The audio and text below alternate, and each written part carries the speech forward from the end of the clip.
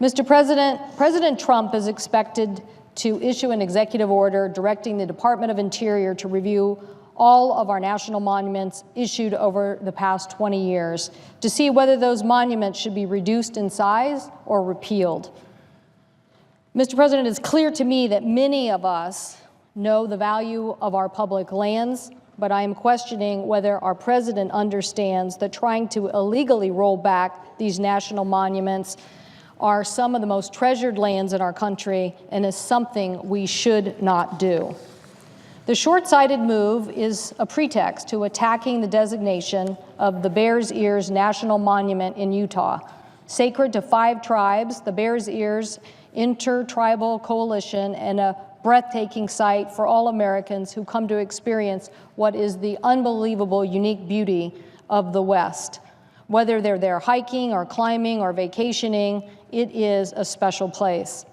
But President Trump's executive order is expected to go even further than just Bears Ears, reviewing any designation in the last 20 years, threatening the question of the San Juan Island or the Hanford Reach National Monument, and the creation of other sites around the United States, and threatening our economies.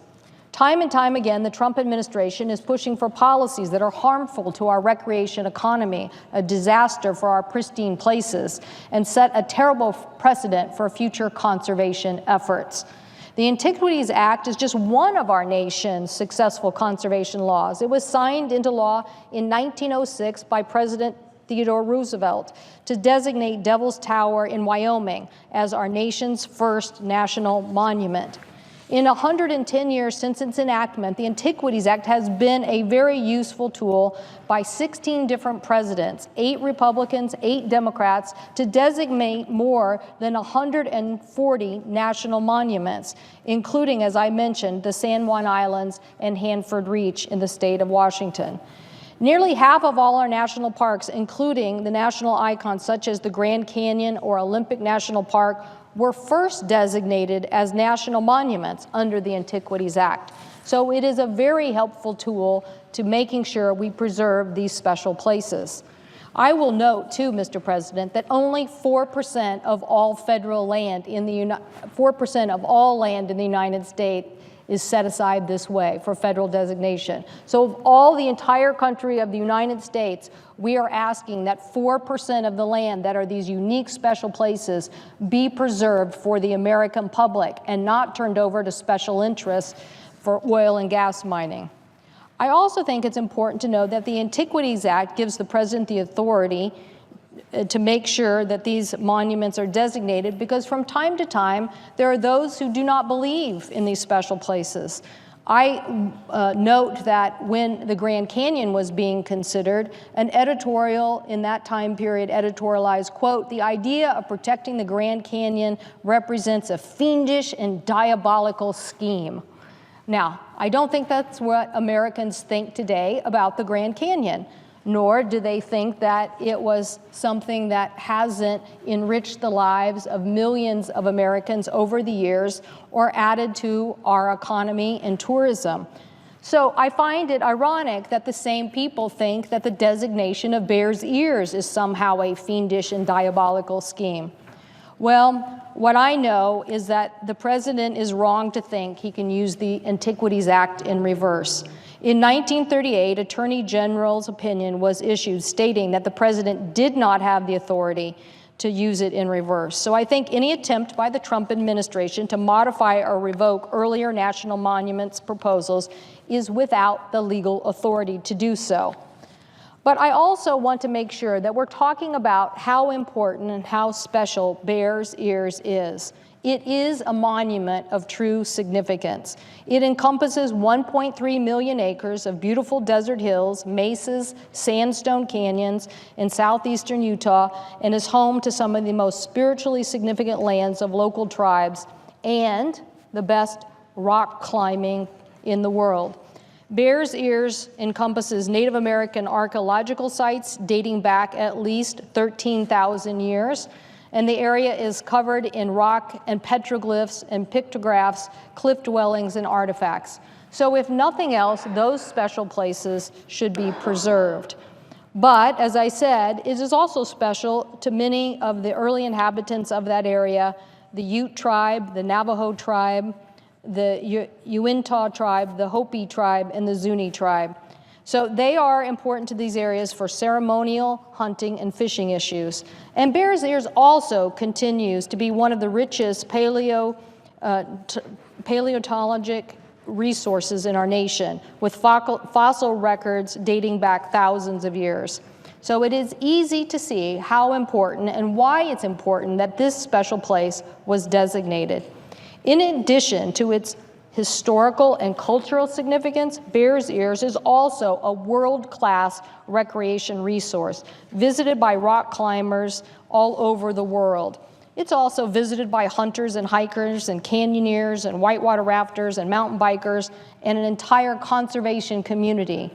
That is why the outdoor retail industry, which had previously located its twice-annual event in Utah, decided after 2 decades that they were pulling out. That's right, they are pulling their $40 million to the Utah economy out because they are against the efforts by many in Utah to oppose the Bears Ears Monument and try to get the president to reverse the Antiquities Act and then sell off that federal land for oil and gas exploration. I was so proud to see the outdoor industry take such a bold step.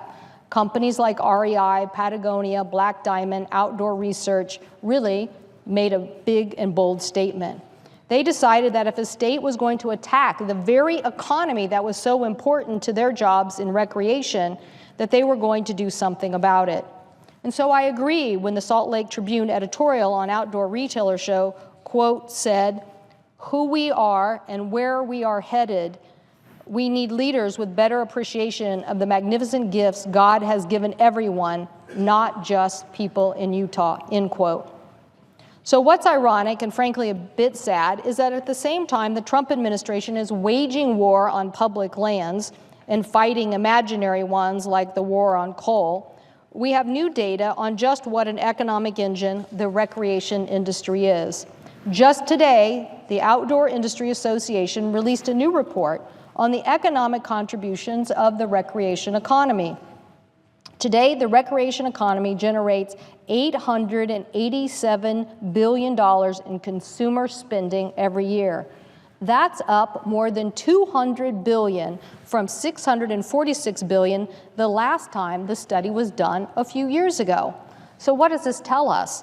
Not only do more Americans enjoy the recreation on our public lands, that an economy has been built around it and it continues to grow and thrive with new products, new services, and more comfortable and innovative ways to enjoy the outdoors. And the outdoor recreation economy is responsible for 7.6 million jobs in this country. Again, that's a growth of 1.5 million jobs since the last time the report was done.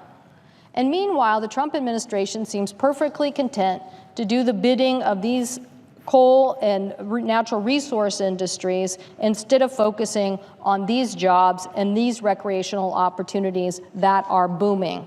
In fact, the clean energy economy is now supporting more jobs than fossil fuels in 26 states and the District of Columbia. So it is an economy that exists in many, many parts of our country. So on top of that effort to try to gut these issues and use the Antiquities Act in reverse, the president is also expected to gut some of our key investments in science and innovation that are also helping us grow in new ways. I will tell you that pollution is not an economic strategy. We cannot turn the economy of the past into a hope for the future. What we need to do is make sure we're paying attention to the unique resources that these special places represent and the great heritage of both Democrat and Republican administrations who have done great work by designating places like the Grand Canyon. I hope that all my colleagues will realize that this is a futile effort and that these special places do not belong to us. They do not belong to the people who are here on the Senate floor. They belong to generations and generations and generations and generations of Americans. So for those great presidents, Republicans and Democrats, who made those decisions and created those special places for all of us, thank you. And I hope that some future generation will be standing here thanking us for the protection of Bears Ears and all the national monument designations that have taken place over the last 2 decades. I thank the President. I yield the floor.